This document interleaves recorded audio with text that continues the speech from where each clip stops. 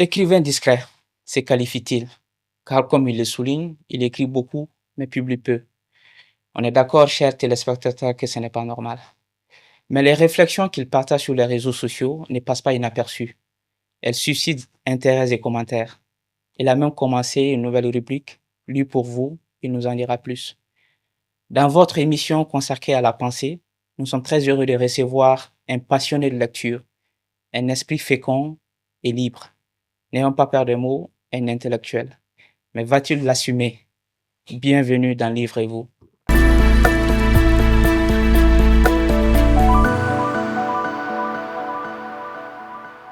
Bonjour Mohamed Houmla et merci d'avoir répondu à notre invitation.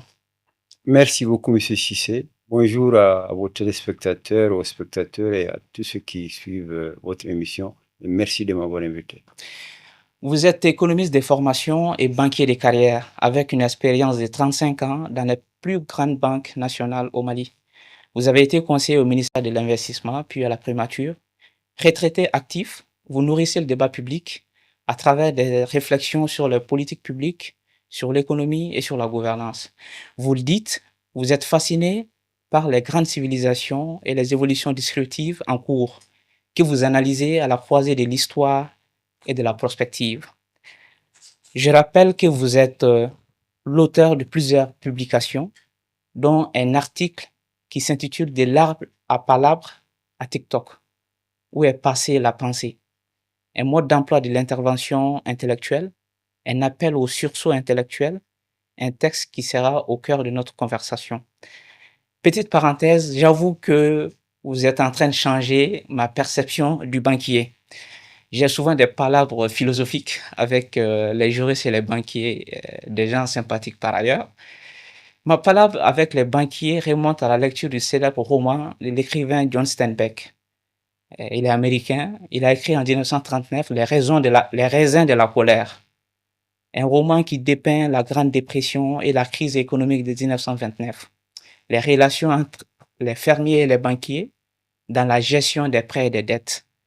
Bon, fermons cette petite parenthèse. Pour commencer, dites-nous comment vous vivez, si on peut l'appeler comme ça, cette notoriété que vous avez sur les réseaux sociaux. Vos publications sont attendues, elles sont lues et commentées. Qu'est-ce que cela signifie pour vous? Merci pour ce compliment flatteur. Je ne suis pas sûr que c'est un peu exagéré. Je viens juste de débarquer sur les réseaux sociaux comme contributeur. C'est vrai que j'y suis inscrit depuis l'avènement de ces nouveaux outils. Mais comme contributeur, je suis actif depuis 1 ou 2 mois seulement. Donc, notoriété très, très, très relative. Mon compte est relativement peu suivi. J'essaie de mettre du contenu. Et j'espère que dans les prochains mois, il y aura beaucoup de publications, notamment sur les réflexions que j'ai déjà menées.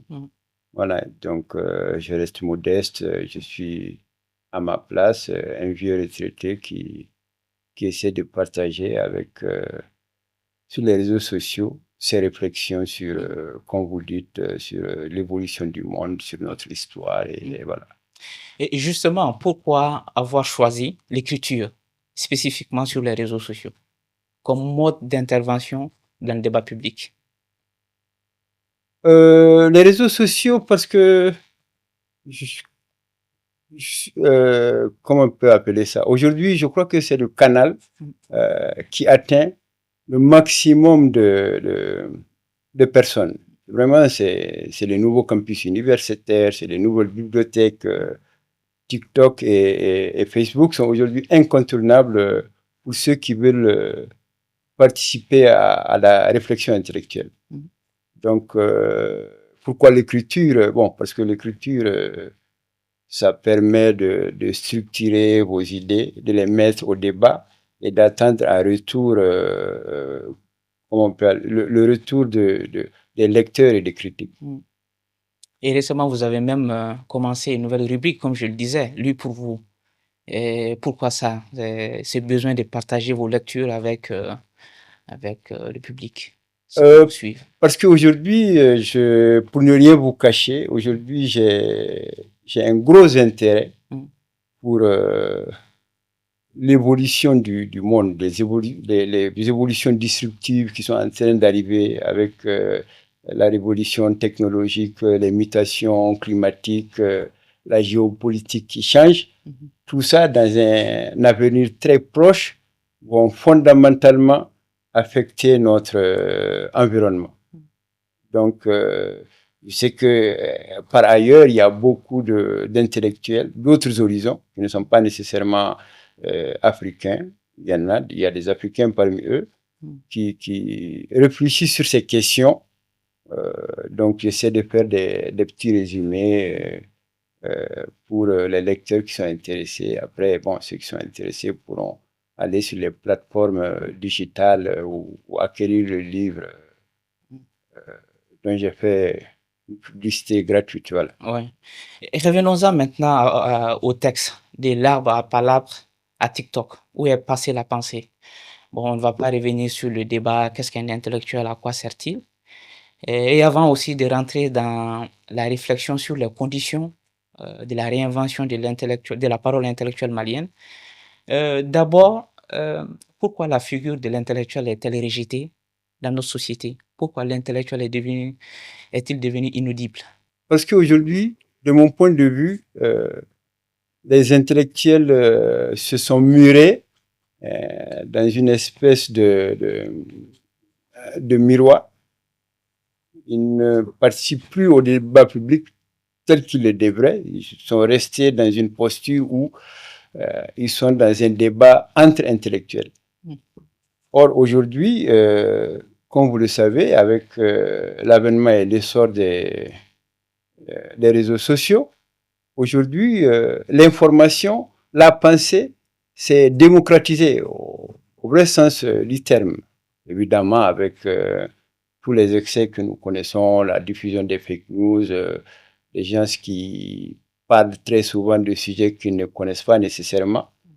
Et les intellectuels sont restés, entre guillemets, dans leur campus sans investir ce domaine-là. Ce qui fait qu'aujourd'hui, au niveau de la pensée, je trouve qu'ils sont relativement largués par leur propre faute. Mm. Ça, c'est y compris à l'échelle mondiale. Mm. Aujourd'hui, ceux qui participent à la réflexion, c'est les influenceurs qui n'ont pas nécessairement le niveau intellectuel qu'il faut. C'est eux que les gens suivent, c'est eux que les gens écoutent. Ils ont adopté les formats qu'il faut pour pouvoir atteindre les cibles. Mm. Les intellectuels sont restés dans les livres, les grandes émissions, les campus, les amphithéâtres. Et est-ce que vous pensez aussi, comme certains l'ont déjà dit et écrit, hein, que nous vivons une crise de la pensée dans nos sociétés? Et comment expliquer, voilà, le rejet de la pensée nuancée, de la pensée critique? En tout cas, dans une civilisation, on va parler de civilisation qui a engendré Tombouctou. Tombouctou, je cite Souleymane Bachir Ndiaye là-dessus, qui est un témoin et un symbole de l'histoire intellectuelle de l'Afrique. Et comment, c'est vrai qu'on parle beaucoup de Kourkanfoura, peut-être moins de Tombouctou, mais comment expliquer ces refus de la pensée critique, de la pensée nuancée dans nos sociétés? À mon avis, ça c'est dû au fait que, justement, vous savez, l'intellectuel, pour moi, c'est l'objecteur de conscience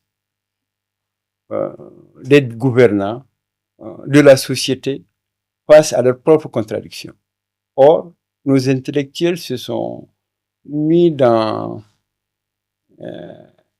aider à construire une histoire, un présent idéalisé qui ne correspond pas à la réalité, plutôt que de s'intéresser aux angles morts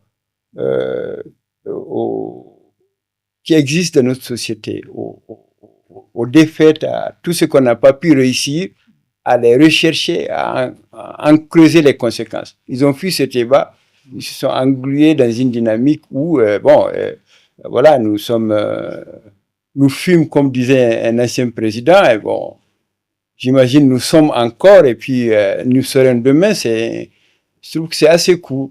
Nous fûmes, c'est vrai, nous avons construit des grands empires, nous avons construit Tombouctou, mais nous avons perpétué aussi l'esclavage, nous avons détruit des communautés, on n'a pas fait que du bien.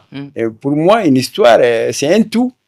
Évidemment, les historiens officiels, comme les griots, comme ceux qui les ont succédés, qui sont les cours, leur mission, c'est justement de construire des épopées très flatteuses, mais l'historien ne doit pas s'emmurer dans ça. Il doit avoir une pensée critique pour montrer les travers de la société et éventuellement proposer des solutions pour les corriger. Mais qu'est-ce qui empêche ça? Parce que l'historien, l'intellectuel s'adapte à sa société ou il veut forcément plaire à sa société, ce qui n'est pas le rôle d'un intellectuel, c'est ça? Exactement.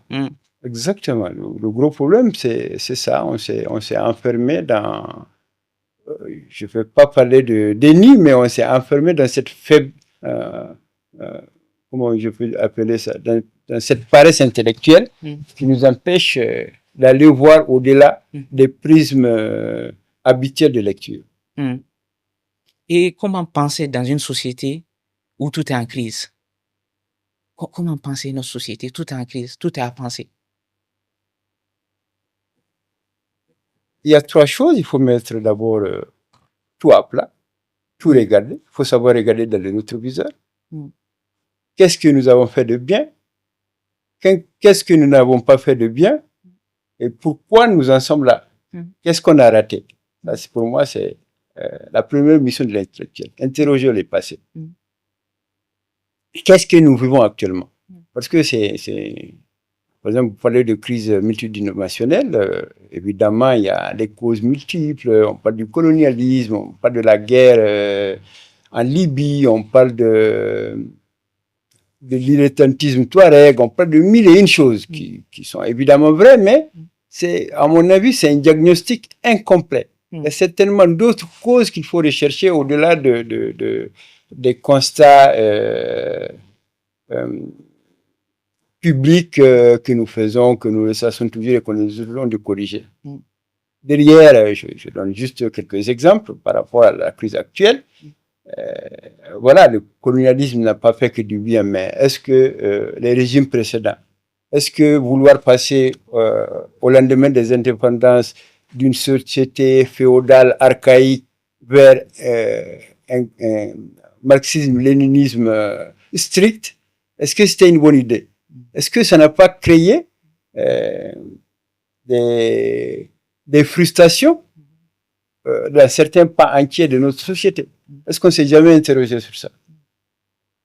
Peut-être qu'on a marginalisé des communautés, peut-être qu'il y a beaucoup de choses à faire, il y a des frustrations qui sont enfouies, qu'il faut aller chercher et qu'il faut corriger.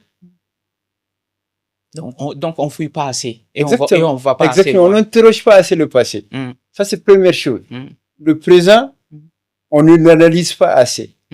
Et on ne fait pas suffisamment de prospective pour savoir tout ça. Le passé nous a conduits là où nous sommes. Est-ce que si nous continuons sur la même voie, dans les mêmes travers aujourd'hui, ça va nous amener où? Dans un monde qui subit tous les bouleversements que vous connaissez. On va revenir à la perspective après. On va continuer avec les grandes civilisations. Vous le dites, hein, vous êtes fasciné par les grandes civilisations. Le Mali en est une, n'est-ce pas? Et si on vous demandait de parler de quelques évolutions descriptives que notre société a connues? Évidemment, le Mali est un pays une grande civilisation. Le Mali, en tout cas, est un pays de grande civilisation qui a vu grands empires comme l'empire éponyme, comme l'empire Songhai ou le premier qui était le Ghana. Et il y a eu d'autres petits empires, notamment au XIXe siècle, moins étendus, mais tout aussi puissants. Comme l'empire du Massina, l'empire du Massina, l'empire de Ségou, le Karta et beaucoup d'autres, les Touaregs bien sûr. Évidemment, moi, je trouve que ces empires ont dominé l'Ouest africain, notamment tout ce qu'on appelle le Soudan occidental. Ils ont laissé des traces importantes, des écrits des explorateurs arabes, les vestiges qui sont un peu disséminés à travers le pays. Mm. Mais aujourd'hui, comme vous dites, ils sont confrontés à des évolutions disruptives importantes parce qu'aujourd'hui, avec tout ce qui arrive, le monde de plus en plus mondialisé, de plus en plus connecté à ce monde. Une partie du pays qui est très rurale, qui ne vit pas ce que nous vivons. Aujourd'hui, avec l'émergence d'une nation, parce qu'on n'en est pas encore une, c'est quand même, quoi qu'on dise, c'est un ensemble de communautés avec une ère culturelle qui peut aller jusqu'à 60-70% du pays, mais il y a quand même des zones périphériques qui ne sont pas encore totalement intégrées à cet ensemble, dont une partie aujourd'hui est, comment on appelle ça encore, c'est urbanisé, intellectuel et autres, qui n'est pas venu se connecter, mais les frères qui sont restés au village sont restés dans leur vie d'origine et pour l'instant ont du mal à intégrer ce grand ensemble. Et je crois que ça aussi, ça fait partie des éléments qui ont participé à la crise que nous vivons, parce que ces communautés se sentent marginalisées, parce qu'elles ne se sentent plus dans cet ensemble, soit parce que leur mode de vie ne correspond plus au monde moderne, voilà, ou parce que bon, ils ont perdu leur repère traditionnel. Le rôle des autorités, des intellectuels, c'est de creuser davantage cette disruption et voir dans quelle mesure eux aussi peuvent intégrer l'ensemble national sans heurts. Et un des éléments où on va dire, une des illustrations, peut-être TikTok. Vous prenez quand même deux symboles de la production, de la diffusion et de l'apprentissage de la pensée pour chercher maintenant la trajectoire de la pensée. Vous prenez l'arbre à palabre symbolique et vous prenez aussi TikTok. Pourquoi prendre ces deux-là? Ces deux parce que c'est les deux extrêmes. TikTok, aujourd'hui, c'est le canal de diffusion de la pensée le plus caricatural, si je puis m'exprimer ainsi. Et l'arbre à palabre, c'est celui de nos aïeux, de nos ancêtres, où, bon, je ne juge pas, je ne peux pas vous dire que c'était mieux avant ou quoi que ce soit. Et contrairement à ce que disent beaucoup de penseurs, moi je pense que les réseaux sociaux correspondent à leur époque parce que l'arbre à palabre, à la limite, c'était le chef, le griot qui avait la parole. Et puis les autres, peut-être quelques notables, peuvent faire quelques petits ajustements. Aujourd'hui, la parole, la pensée, la réflexion se sont totalement démocratisées. Le petit paysan dans son champ peut balancer des images qui peuvent faire le tour du monde en passant un message sur le changement climatique majeur. Le petit berger avec son bâton peut faire pareil avec la pression justement de l'agriculture qui prend de plus en plus d'espace par rapport à son pâturage. On n'a plus besoin d'envoyer des équipes de reportage pour amener ces discussions-là sur le terrain de la pensée. Donc, c'est des outils démocratiques où tout le monde a la parole. Elle n'est plus réservée à un groupe d'intellectuels ou au chef.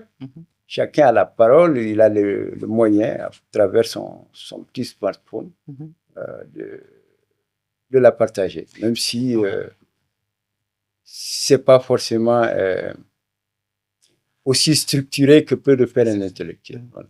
Non, mais c'est intéressant ce que vous dites.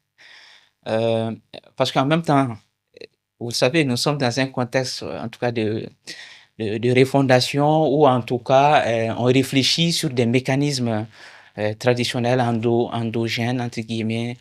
Voilà.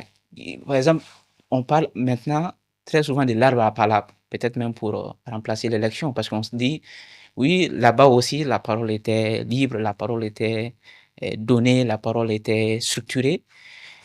Et comment vous comprenez en même temps cette tentative ou cette volonté de retourner à l'arbre à l'arbre à palabre et en même temps vous dites quelque chose de très juste, le paysan, parce que vous amenez d'autres sujets dans ça, comme l'écologie, l'environnement, l'agriculture, et où le paysan qui, forcément, de là où il se trouve, n'a pas besoin d'attendre une rencontre sous l'arbre à palabre pour partager, en tout cas, ces réflexions-là.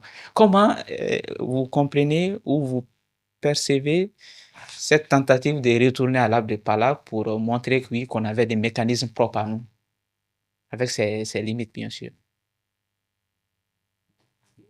Bon, je ne sais pas, chacun a sa manière de voir les choses. J'ai beaucoup de respect pour ceux qui pensent que nous avons des valeurs différentes des valeurs universelles. Pour moi, je suis, au moins sur cet aspect, je suis un peu syngorien, quoi. Je crois qu'il y a l'universel, Vous le allez vous donner faire et le des ennemis, recevoir. hein. Hein? J'ai dit, vous allez vous faire des ennemis syngoïens. Oh, Oui, il n'a pas dit que de bonnes choses, oui, mais au moins le donner et le recevoir, la culture de l'universel, c'est je ça. crois que c'est un bon concept Ouais, que tout le monde peut partager. ouais. À mon avis, l'arbre à palabre, on l'a dépassé avec les empires, avec le roi qui décide de tout, et puis son griot qui chante à sa gloire, c'est bien fait, et quelques notables autour. C'est très bien, c'est pour l'époque. Mais aujourd'hui, bon, nous on a connu ici récemment, c'était les grains Hmm. où on discutait de ces choses-là. Aujourd'hui, avec la nouvelle technologie, on va pas aller à... Il faut envoyer des gens aller chercher le conseiller lambda parce que le chef, il veut réunir toute sa cour. Hmm. On profite des moyens modernes. Aujourd'hui, c'est ces outils qui ont amené une démocratisation de la parole. Hmm. Pourquoi essayer de l'élitiser? Je ne sais pas si le verbe existe. Je ne suis pas sûr que ce soit une bonne chose. Pour Hmm. moi, Hmm. euh, quelque chose de démocratique. Démocratique au sens de tout le monde a le droit de s'exprimer sur les sujets, en tout cas dans un cadre évidemment bien précis. Hmm. C'est une bonne chose. Et pour aujourd'hui, je crois que TikTok est un outil beaucoup plus efficace que de revenir à la loi valable. C'est comme ce qui, je crois que vous avez dû comme moi suivre une récente interview du professeur Alioune Diallo qui disait, bon, les valeurs il pensait que la démocratie et l'état de droit, c'était des valeurs universelles. S'il y a des gens qui pensent que nos valeurs, c'est retourner à Kouroukanfouga qui prône l'esclavage par ascendance et toutes ces choses arriérées qu'on a dépassées. Allons-y. Hmm. Les choses, on peut en faire des repères, Hmm. mais à mon avis, retourner dans un passéisme, je ne suis pas sûr que ça puisse nous faire avancer aujourd'hui où c'est l'intelligence artificielle qui commande nos vies. Hmm. Sincèrement, je crois que franchement, Hmm. ramener ce débat, c'est Et de passage, nous allons... TikTok aussi, on peut l'organiser, Ouais. Hmm. l'encadrer. Voilà. De passage, nous allons rappeler le livre d'un chercheur malien, Bokar Sangaré, qui a écrit sur les familles fondatrices, mais au fond, c'est un livre sur comment on invente ou on réinvente la tradition, comment on y fait recours, et vous l'avez justement dit, entre guillemets, les retours des rois. On va rester dans votre texte. Sauf que, Ouais. juste par rapport à ça, Ouais. le retour des rois, moi je trouve que, Mm. je ne sais pas, c'est un point de vue personnel. Mm. Je trouve qu'on est en train de mélanger des choux et des carottes. Franchement, on ne peut pas dire que le Mali est une république. Et, le caractère républicain, on ne peut même pas le changer. Et dire, on va ramener, retourner à l'ordre ancien avec, comme ils appellent ça encore, les légitimités traditionnelles. Oui, je crois que la République, je sais que vous avez lu beaucoup de livres, la première chose que la République a faite, c'est de supprimer les privilèges. Les légitimités traditionnelles, les légitimités, ils la doivent à des privilèges. C'est quand même contradictoire. Ou on est pour une République, c'est-à-dire on abolit tous les privilèges, la naissance ne donne droit à rien, ou après, c'est pas interdit, hein, on peut ne pas être dans une République, hein, il y a des démocraties, les Anglais et beaucoup d'autres, qui ne sont pas des républiques qui fonctionnent normalement. Mais on ne peut pas dire, on est à République, c'est intangible, et dire, bon, des gens dans notre société auront droit à des privilèges liés à leur naissance. Je ne sais pas comment vous voyez ça. Il faut un choix cohérent, quoi. C'est ce exactement. Que vous dites. Donc, dans votre texte, vous parlez de 5 gestes, de 5 ruptures salutaires pour réinventer la parole intellectuelle au Mali. C'est très important, je vais peut-être les rappeler et vous allez commenter. On va dire, première rupture salutaire, c'est parler clair, comme on parle sous l'arbre apparable. Deuxième, investir les nouveaux grains, sans trahir l'esprit du débat. Troisième, assumer la responsabilité de chaque mot, comme le faisait le griot. Quatrième, incarner ce qu'on pense, comme le faisait le chef. Cinquième, recréer du lien, comme on le faisait autour du feu. Commentaire. Oui, ça. On parlait tout de suite de valeurs. Moi, ça, c'est des valeurs auxquelles l'intellectuel, parce que pour moi, l'intellectuel, comme je vous avais dit au départ, il doit être un guide qui montre la route. Donc, il doit être exemplaire dans son comportement de tous les jours. C'est-à-dire, il doit parler de façon claire, ça veut dire que sans aucune ambiguïté, de façon compréhensible, intelligible par monsieur tout le monde, surtout aujourd'hui où tout le monde est surinformé. Il faut qu'il soit présent sur les réseaux pour aider à apporter un éclairage par ses analyses objectives et puis pouvoir détecter aider à détecter le faux du vrai. Il faut que, bien sûr, il faut qu'il soit exemplaire. Ça ne sert à rien d'inventer des concepts si soi-même on ne les applique pas. Ça ne fait pas très intellectuel. Le premier cobaye, c'est soi-même. Voilà. Et on parlait tout de suite de nouveaux grains, comme TikTok. Et vous savez aussi, c'est des espaces où on demande de contracter la pensée, de dire beaucoup avec peu. Et comment trouver de la profondeur dans ces grains-là? Comment amener de la profondeur dans la discussion? Est-ce que... Je vais vous donner un exemple, par exemple, même y compris la connaissance de tous les jours. Moi, je me rappelais quand j'étais dans une petite classe, on nous apprenait à extraire la racine carrée des nombres. C'est tellement compliqué. Vous pensez que les enfants d'aujourd'hui, ils en ont besoin? Vous trouvez? Moi, je crois que les petits concepts de TikTok, tout dépend de la manière dont on les expose. Les shorts qui les intéressent, les petites vidéos. C'est plus des produits d'appel pour que celui qui les lit aille chercher ailleurs la vraie information. C'est comme mon lu pour vous. Je crois que vous avez dû en lire un ou deux. Je lance juste voilà, le livre, ce qu'il dit, voilà ce qui est bien, voilà ce qui peut vous intéresser. Après, ça peut vous intéresser, ça peut ne pas intéresser votre voisin. Si ça vous intéresse, vous allez acheter le livre. Ou bien, le lire et approfondir. Je crois que TikTok, c'est la même chose. Pour moi, il faut le voir plus comme une boussole qui vous amène vers plus de profondeur que la profondeur elle-même. Dans votre texte, vous avez un chapitre qui porte sur tenir la parole, tenir le pays. C'est comme s'il y a un lien entre le pays et celui ou celle qui tient la parole publique. Qu'est-ce que vous voulez nous dire à travers ça? C'est le cas, comme vous avez rappelé, le Mali, c'est quand même un pays de grande civilisation, qui, avant la pénétration coloniale et la conquête arabe, marchait essentiellement sur la parole. Il n'y avait pas d'écrit. Donc déjà, c'est un pays qui a été construit par la parole avec les griots et tout ça. Qui avait une mission justement d'aider le chef à maîtriser cette parole. Et au fur et à mesure qu'on s'occidentalise,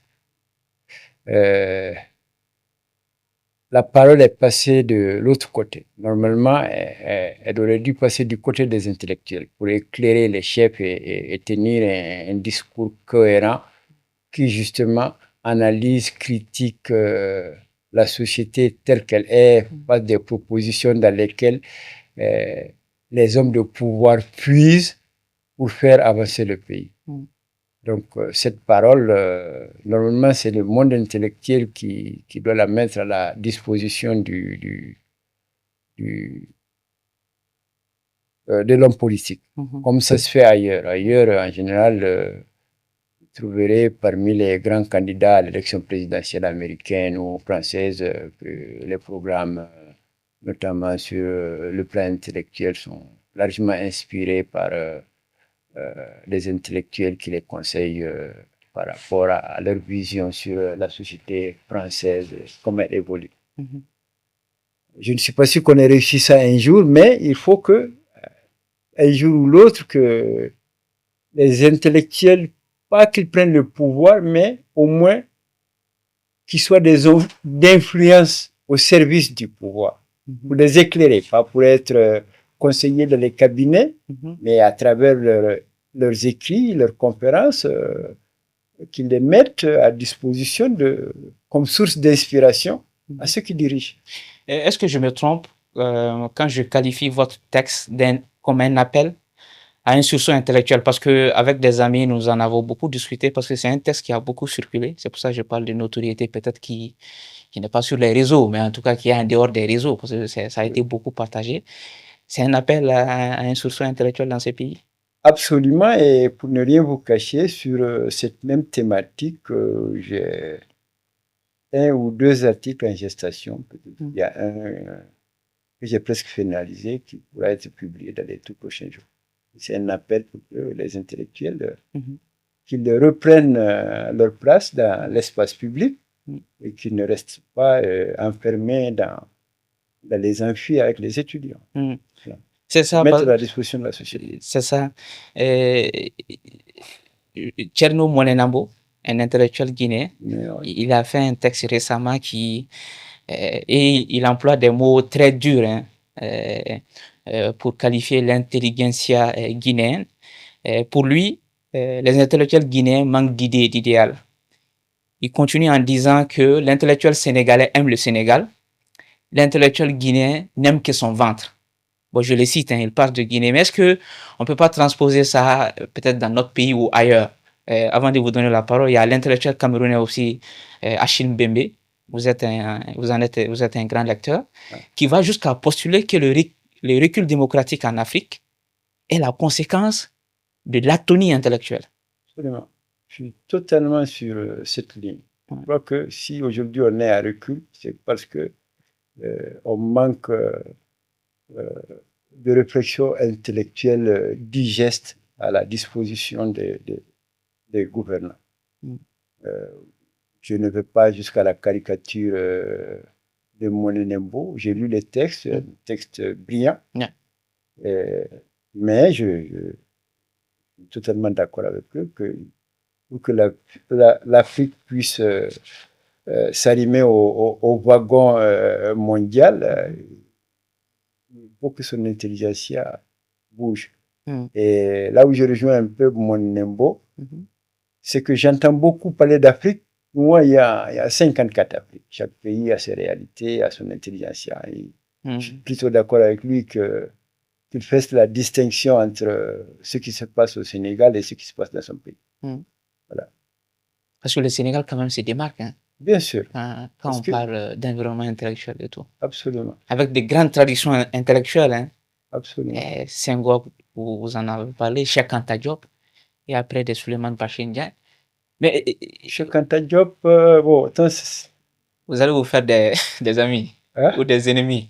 Oui, je trouve que, bon, voilà, franchement, si vous demandez mon point de vue sur ça, Cheikh Anta Diop ou Djibril Tamsir Niane ne font pas partie de mes références. C'est eux qui ont, quelque part, par leurs études, par leurs réflexions, nous ont amenés dans ce conformisme idéalisé qui ne correspond pas forcément à la réalité. Voilà. Nous étions les plus beaux, nous étions les plus gentils. Après, le blanc est venu, il a tout massacré. C'est trop facile, quoi. Ouais, c'est vrai que Djibril Tamsir Niane ne sait pas faire beaucoup d'amis. Hein. Surtout Mongo Betty était très dur. C'est ça. Et on sait que les lectures nous construisent. Les livres que nous lisons. Et si je vous demandais de nous faire un livre pour vous express, vraiment express, hein, c'est-à-dire 3 livres, c'est difficile pour un grand lecteur, je le sais, mais c'est aussi pour ceux qui nous suivent. 3 livres qui vous, voilà, que vous avez lu, vous avez aimé ou pas, mais qui vous, en tout cas, recommanderiez à nous, à nos téléspectateurs. Il y a un, c'est pas un livre, c'est juste un essai qui est apparu dans une grande revue. L'auteur est très connu, c'est Dominique de Villepin. Ça s'appelle Le pouvoir de dire non. Le pouvoir de dire non. Oui, mais lui, il s'adresse plutôt au public français, européen. Bon, c'est un peu politique. Il a des ambitions en 2027, mais je trouve que c'est vraiment une lecture qu'il faut faire. C'est paru dans le grand continent. C'est un essai de 19 pages qu'il faut absolument lire. Il y a un autre sur lequel d'ailleurs je vais consacrer un livre pour vous. C'est aussi un intellectuel français qui s'appelle Cédric Durand, qui a écrit un livre qu'il appelle Techno-féodalisme, pour montrer que, bon, on tire vers la fin du capitalisme, il y a un nouveau féodalisme qui va s'installer, qui est dirigé par ce qu'on appelle les GAFAM, seront les processeurs numériques, comme ils les appellent, un peu de la prospective sous un angle marxiste, quoi. C'est très, très intéressant aussi. Le troisième, c'est... Quel est le troisième? Bon, je vais quand même recommander un ancien livre. Allez-y. Peut-être Cheikh Hamidou Kane, L'aventure ambiguë, la confrontation entre deux mondes, parce qu'on va rentrer dans ça très bientôt. Peut-être qu'il faut relire ça. Ou Amadou Ampateba, Ouangrin, qui va à peu près dans le même sens, la confrontation entre tradition et colonialisme. C'est quelque chose qui n'a pas commencé aujourd'hui, hein, et vous l'avez dit. Vous analysez à la croisée de l'histoire et de la prospective. Je rappelle que vous êtes économiste, banquier.